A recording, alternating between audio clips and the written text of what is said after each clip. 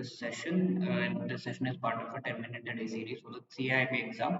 Bank financial management module एक important topic, post shipment finance for export to consignment bills ये हम discuss कर रहे हैं. कितना depth में टॉपिक को पढ़ना है, कौन से सब टॉपिक से क्वेश्चन आते हैं, कैसे इस टॉपिक को प्रिपेयर करना है, everything we'll be discussing in this video. CIB exam की अच्छे तरीके से प्रिपरेशन करने के लिए you should have an idea of the previous year questions, most important topics and MCQ जिसको आप डाउनलोड कर सकते हैं by clicking the link in the description.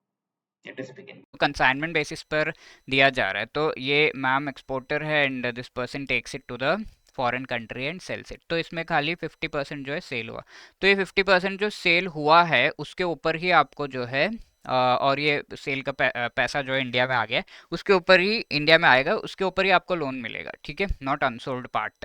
Bank के रेस्पॉन्सिबिलिटीज़ है ओवरसीज ब्रांच वगैरह के साथ ये सेल हुआ है या नहीं, गुड्स के टाइटल वगैरह लेना, ट्रस्ट रिसीट वगैरह लेना, ठीक है.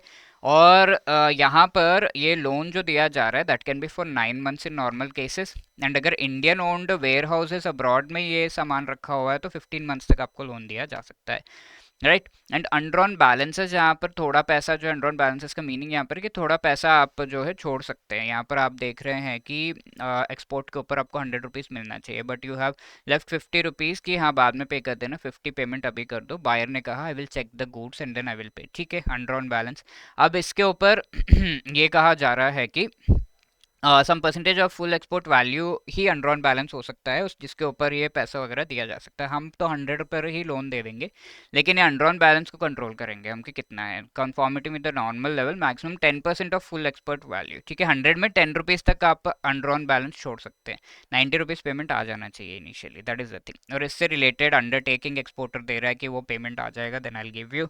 फॉलो अप बैंक को करना है, एंड 90 डेज से ज़्यादा कंसेशनल रेट ऑफ इंटरेस्ट पे ये लोन नहीं मिलेगा, क्योंकि काफ़ी इश्यूज हो सकते हैं कि पेमेंट नहीं आ रहा है टाइम पे एंड ऑल, ठीक है, that is the thing. Now apart from that duty drawback की अगर हम बात करें, वी हैव ऑलरेडी डिस्कस्ड कि अगर 100 रुपीज़ मार्केट में कॉस्ट है किसी पर्टिकुलर थिंग का एंड इंडियन एक्सपोर्टर 110 में बेच पा रहा है, तो ये एक्स्ट्रा जो 10 रुपीज़ है ये लेट से कुछ टैक्स पे करने की वजह से आ रहा है, तो ये 10 रुपीज़ या 20 रुपीज़ रिड्यूस गवर्नमेंट कर सकती है by paying back the taxes to that particular exporter. तो उससे क्या होगा, ये अपनी प्राइस कम कर लेगा, 98 95 तक ले आएगा, and he will be competitive in the international market. So that is duty drawback. But ये payment government we know time लगता है आने में, तो उसके पहले जो है पैसे दिए जा सकते हैं, लोन दिया जा सकता है बाय द बैंक कि हाँ ये पेमेंट आएगी तो you can pay to me, I am giving you 20 rupees loan, you reduce your price and send the goods. Now when this 20 rupees comes from the government side the bank will be paid, ठीक है, तो इस तरीके से. तो that is a thing, but कई बार bank का लॉस हो सकता है, so ECGC provides insurance here also. Export promotion, shipping bill वगैरह, EGM number, exports general manifest वगैरह, ये नंबर उस पर होना चाहिए, then only this insurance and bank जो है इसके ऊपर फाइनेंस वगैरह प्रोवाइड करते हैं. कई बार बैंक लेन भी ले लेता है, यानी कि bank takes custody of certain goods and all, and वो उसका जो है ले लेता है कि अगर पेमेंट नहीं आएगी तो I will recover from the sale of this particular goods.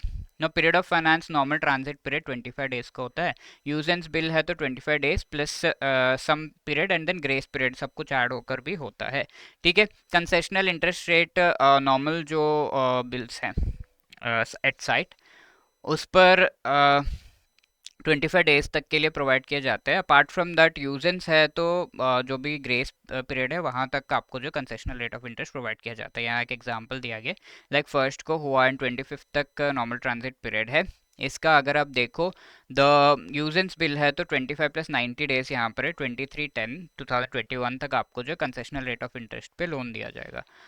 अब उससे ज़्यादा होगा तो आपका normal commercial rate of interest पे you have to repay that particular loan, कोई ग्रेस पीरियड कंसिडर नहीं किया गया, ठीक है. Fixed due date export bill अगर है तो वहाँ पर कोई NTP का फॉर्मूला नहीं है, ड्यू डेट फिक्स्ड है, इतना तक आपको कंसेशनल, इसके बाद आपको कमर्शियल रेट देना है, ऐसा, ठीक है, दैट इज द थिंग. ना क्वांटम ऑफ फाइनेंस कितना होगा, तो in case of post shipment advances कोई मार्जिन जो है बैंक्स का नहीं होता mostly. Banks tend to keep a small margin 10%, ठीक है, नॉर्मली नहीं होता but 10% in order to finance the profit margin of the exporter, ठीक है. प्रॉफिट मार्जिन, प्रॉफिट जो एक्सपोर्टर को हो रहे हैं उससे बैंक भी थोड़ा प्रॉफिट कमा ले, तो 10% of the entire thing bank अपना मार्जिन रखता है. And in case of export bills purchased, contract firm order वगैरह सही से दे दिया गया है, तो सम बैंक्स में ऑल्सो कि 10 to 25% तक का मार्जिन भी रखते हैं based upon additional security relationship कैसा है बैंक और कस्टमर के साथ. Okay. RBI first introduce scheme of export finance कब? 1967 में. A is the right answer. Now which among the following statement is correct with respect to advances related to duty drawback. ठीक है.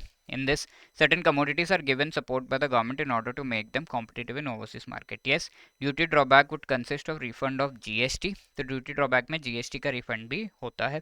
Okay, so if you can see this, right? Advent of GST subsumed under GST, refund of GST also is included in the duty drawback. ठीक है. So that is the thing. Apart from that, advance facility against duty drawback receivables can be made available to exporter जिसके पास ये number वगैरह है custom department के द्वारा दिया गया. All the three are correct. So D 1 2 and 3 will be the right answer.